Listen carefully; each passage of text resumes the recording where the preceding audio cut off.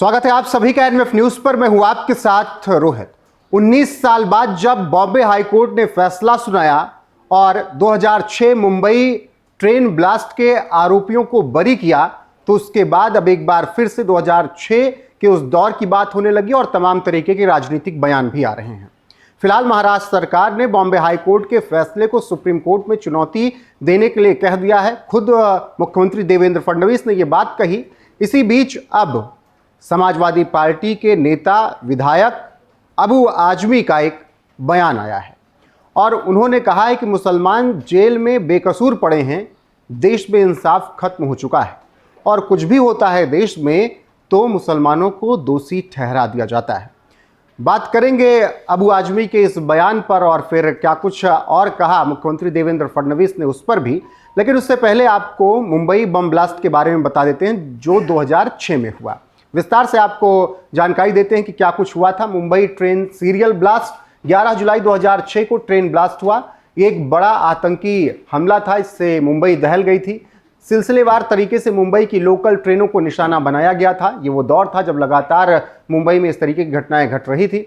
11 minute के अंदर लगभग 7 जगहों पर बम धमाके हुए थे और 11 मिनट में ही पूरी मुंबई दहल गई थी। शाम 6:24 से 6:35 तक ये ब्लास्ट लगातार हुए थे अलग अलग जगहों पर और पूरी तरीके से तैयारी के साथ आतंकियों ने हमले किए। मुंबई उपनगरीय रेलवे की पश्चिम लाइन को टारगेट किया गया था और जिस तरीके से हमले हुए उसमें काफ़ी जान माल की हानि हुई थी।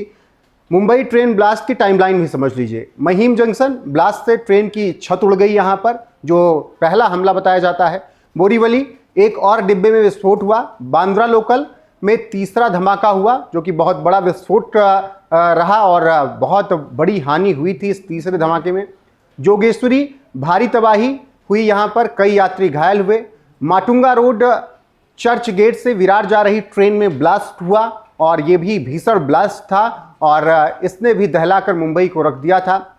खार रोड पर बम धमाका, अफरा तफरी मची। मीरा रोड में अंतिम धमाका हुआ था। तो ये सिलसिलेवार तरीके से 7 बम धमाके 2006 में हुए थे और इन धमाकों के बाद अब मामला फिर कोर्ट पहुंचा। सरकारी फिर सुनवाई हुई और उस दौरान सजा भी हुई, लेकिन अब बॉम्बे हाई कोर्ट ने फैसला सुनाया है। सरकारी वकील आरोपियों के खिलाफ केस साबित करने में नाकाम रहे, ऐसा बॉम्बे हाई कोर्ट ने कहा है।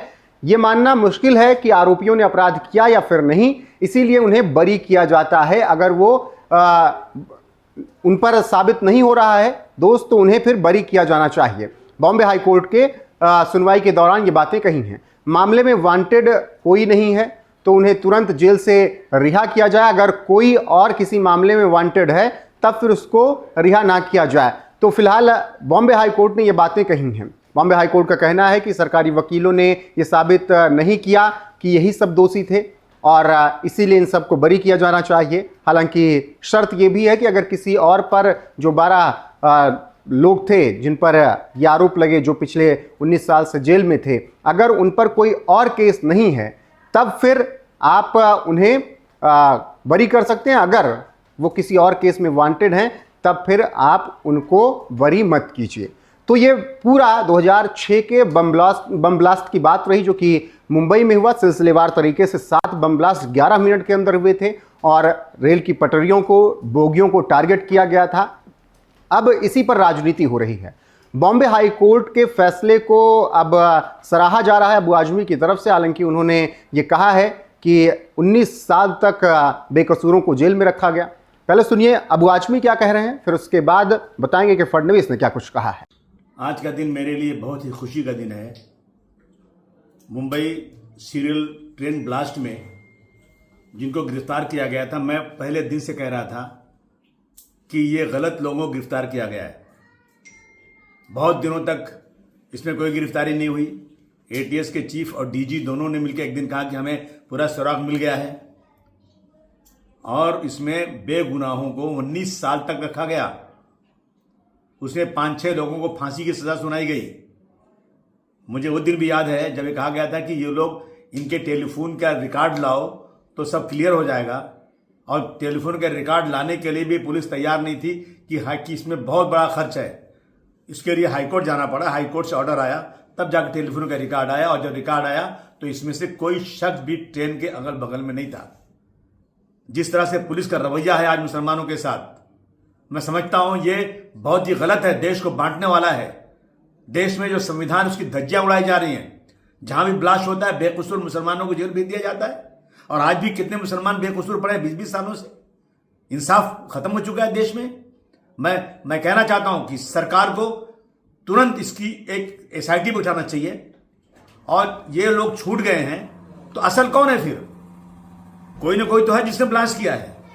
ये बेकसूरों को डाल करके आपने पर्दा डाल दिया कि वह पकड़े गए, और इतने दिनों के बाद जब सच्चाई सामने आई, हम देर जरूर होती है लेकिन भारतवर्ष में कभी इंसाफ मिलता है, लेकिन 19 साल के बाद अगर इंसाफ है देश में, डॉक्टर भीमराव अंबेडकर का कानून देश में चलता है, तो तुरंत उन अफसरों के खिलाफ कार्रवाई होना चाहिए, और उनको जो है, अगर वो रिटायर हो चुके हैं तो उनकी पेंशन बंद होना चाहिए, उन पर मुकदमा चलना चाहिए, और 19 साल का हर्जाना इनको मिलना चाहिए, इनको घर मिलना चाहिए, इनको नौकरी मिलना चाहिए, और सरकार को जो एजेंसियां हैं वो माफी मांगे। बहुत सारे फिरका परस्त कह रहे हैं हमको ये फैसला मंजूर नहीं है। शर्म नहीं आती आपको? ये हाई कोर्ट का फैसला आया हुआ है।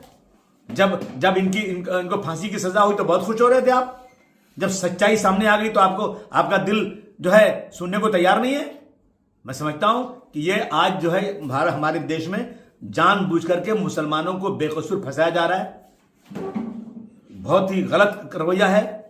इस पर हमें सर जोड़ कर बैठना चाहिए कि हमारे बच्चे बगैर किसी कसूर के जो सच्चाई के लिए आगे लड़ना चाहते हैं, देश की आज़ादी के लिए जिस कौम ने इतना बड़ा काम किया है, उस कौम के बच्चों को आज जबरदस्ती आतंकवादी बंद किया जा रहा है।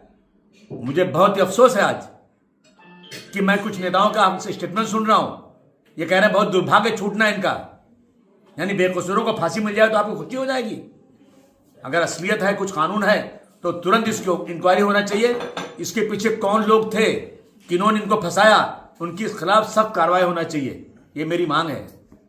तो सुन लिया आपने कि अबू आजमी ने क्या कुछ कहा, और अबू आजमी का साफ कहना है कि पिछले 19 सालों से जिस तरीके से इन लोगों को, बेकसूर लोगों को रखा गया था, ये बेहद ही हैरानी वाली बात है। हालांकि अब मैं खुशी जाहिर कर रहा हूं। साथ ही ऐसे मामलों में मुसलमानों को बिना सबूत के जेल में डाल देना ये आदत हो गई है, और इसके अलावा जिस तरीके से इनको गिरफ्तार किया गया, अब इन पर अगर किसी भी तरीके का मामला नहीं मिला है, कोई कुछ प्रूफ नहीं मिला है, तो अब सरकार को एक नया गठन करना चाहिए, एक नई टीम बनानी चाहिए, और ये पता लगाना चाहिए कि 2006 मुंबई सीरियल ब्लास्ट के आरोपी कौन थे, किन्होंने ये हमला करवाया, कौन थे वो लोग। अब इसका पता लगाया जाना चाहिए, ऐसा अबू आजमी की तरफ से कहा जा रहा है। फिलहाल इस वक्त इसी फैसले पर राजनीति हो रही है, और ऐसे में महाराष्ट्र सरकार ने ये ठान लिया है कि वो फैसले को चुनौती देंगे सुप्रीम कोर्ट में।